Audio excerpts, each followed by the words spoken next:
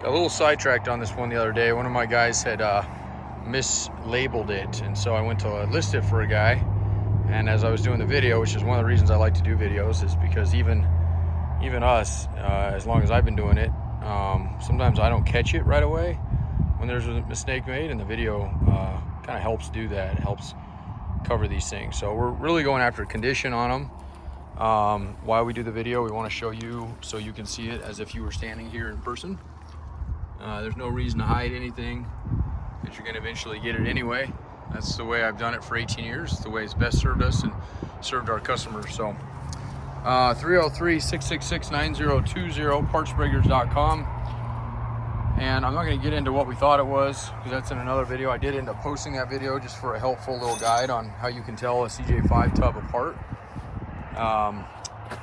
But nonetheless, this is going to be a 76 to 83, with it being the latter of that, actually. And I'll tell you how you can look at that. It's mainly the roll bar that gives that away. But I am going to flip it down here, but I want to show you how nice and clean these torque pockets are, because this is the area that takes your tub and mounts it to your frame. Okay, these are floating, so they're supposed to move around, and they're not broke, they're not collapsed, they're not rusted, which is surprising. There has been some patch panels replaced on this floor, as you can see here, and you'll see that when I flip it back over, and there's one over there as well. And they put a thicker metal in, whether that be good or bad, it depends on what you're doing with it. If it's utility purposes and you're just getting back to having a tub and versus Fred Flintstones, then this is going to be fine for you. If you're doing a restoration, then I would probably clean this up and put a more unified or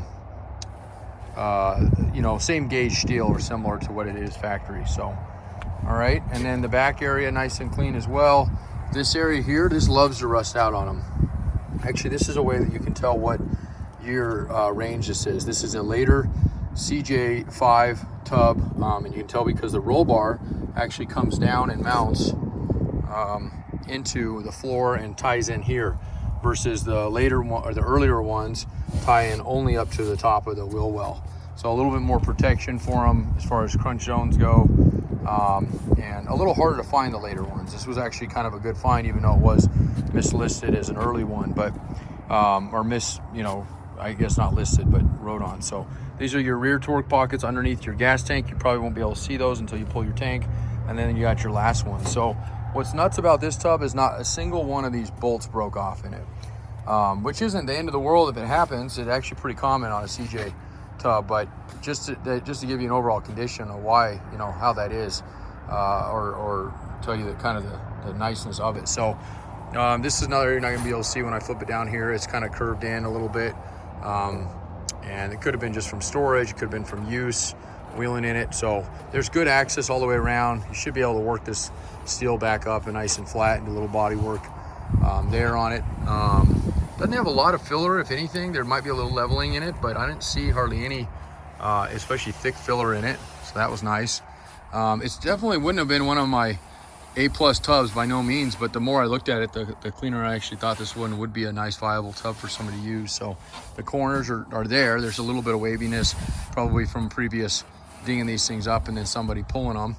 I would say a nice sandblast job on this, especially because there's not much, they'll probably blow through. You might have a couple of little small holes, but that will clean up any of this oxidized metal. There's not really any scaling. This is just bare metal that's exposed. And what I think probably happened on this tub at one time, and you can tell because this awful paint job they put on it, is that this tub was probably sandblasted at one time.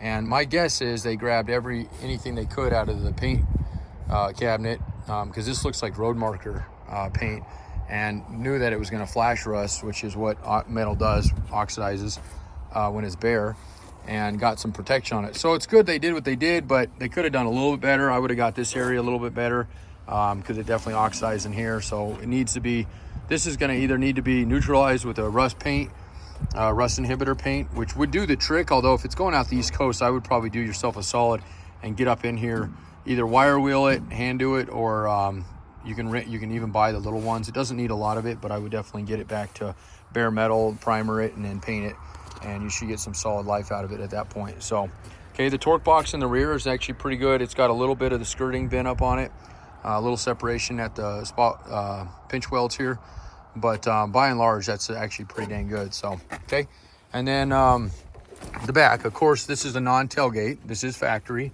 For those of you who don't know and looked at it and going, what the heck happened to the tailgate? That's actually the upgrade. Surprisingly, if you don't like the non-tailgates, then it wouldn't be an upgrade to you. But the non-tailgates only came on the premium CJs. So the CJ, the Laredos, the Renegades, Levi's, that kind of stuff. For the most part, at least as far as I've ever seen in the last, I don't know, 18 or so years, they've always been non-tailgate versions unless somebody's done a swap or something on them. So there is a way to do that if you did want a tailgate. It does require a little, I'd say extensive body work to get it right, but it is doable. I've seen it done many, many times, especially if you happen to have a Jeep that is a tailgate and want that. And I might even have a back half to send you that we can figure out a price on if you are wanting that. So same thing down there, a little bit of beat up at that lower rocker. This is below the door, but everything else looks pretty solid. There is a little bit of damage from, it looks like, being hit maybe at one time. It's unusual because it almost looks like it was hit maybe sitting out in a field like it is now, backed up into, because it bent kind of this tunnel area, and they worked it out pretty good, but there's still a couple little dings, dents on it that I can kind of see. You can see where they might have pulled it or pinged it with a hammer to get it all nice and straight. And the reason I don't think it was accident related, unless it was a dead blow right to the front of it, and it could have been, maybe even push the engine into it, which is a possibility. But typically when that happens, or you get any kind of side fender benders, you get the creasing here, or you get it to buckle up in this area. And while there is a little bit of waviness, I think that's mainly due to the lower rocker being banged up. There's nothing here, and this usually kinks pretty quickly when you get a fender bender in these. So let me put this thing down. Cowl's in good shape.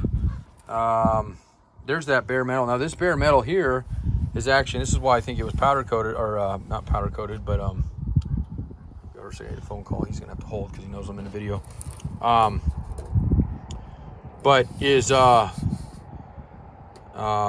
sandblasted. That's this paint, I peeled most of this off with a sandblaster, or my lingo was all up with our power